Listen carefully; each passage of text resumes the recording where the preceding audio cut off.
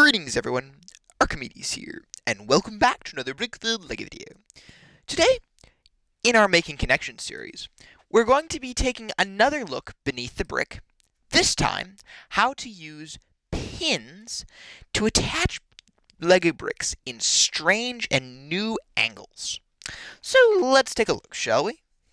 Now, this particular building system, once again, takes use of the back of the LEGO brick.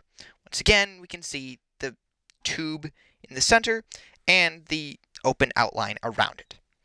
Now, of course, this is used to attach normal bricks, and as we saw in the previous episode, you can also stick a brick inside that tube, like that.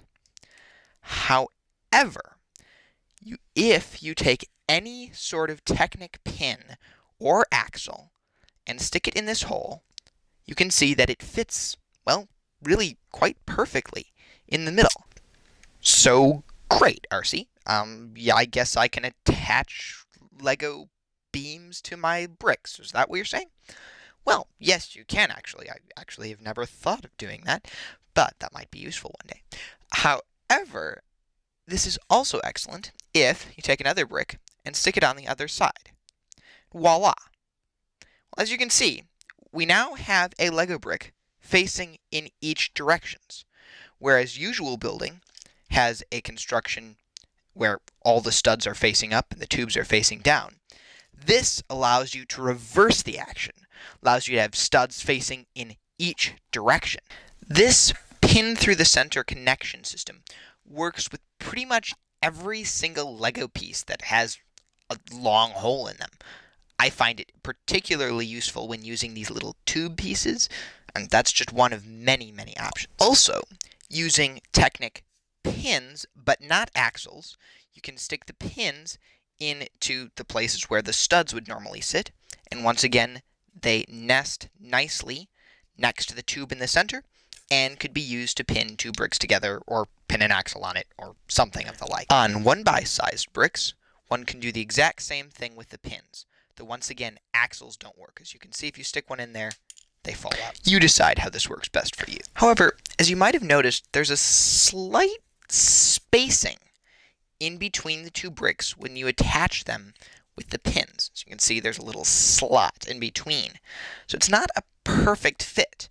So if you were using this, for example, in the side of a model, you'd have this unsightly slit, and it begins to ruin the geometry of your model. You have to be kind of careful with it. One way of decreasing the size of this slit is by using these runty pins and sticking them in place of a normal sized pin. These limit the spacing in between the two bricks slightly more, so it becomes slightly less unsightly. However, the best way I've discovered to attach to 2x size bricks, so in other words, the ones with the large tube in the center, is to use one of these, a 2 stud length axle. As you can see, it fits perfectly into that center hole, just like the other pins. However, here, the two bricks can be slid perfectly flush with one another.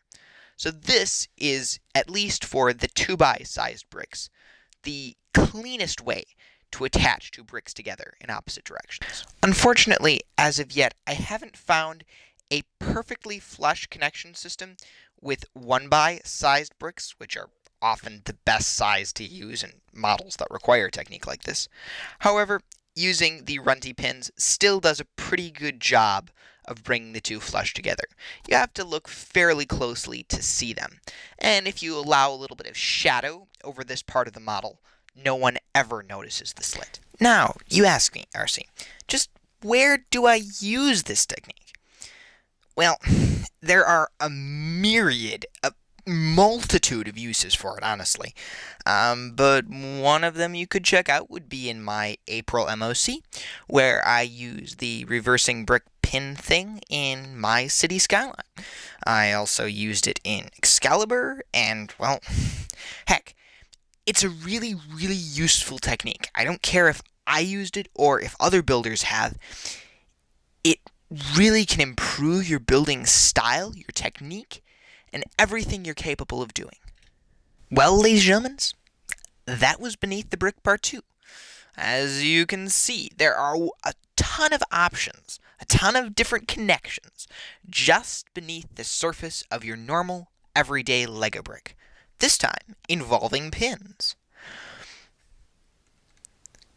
And a wonderful way of connecting your Lego bricks in a completely 180-degree flipped angle.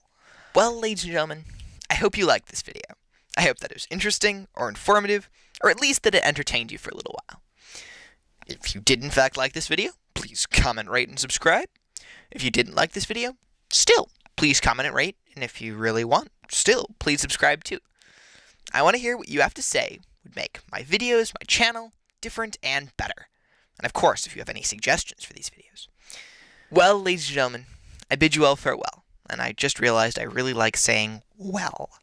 Regardless, ladies and gentlemen, I bid you all farewell. My name is Arcimedes36, and I'll see you next time.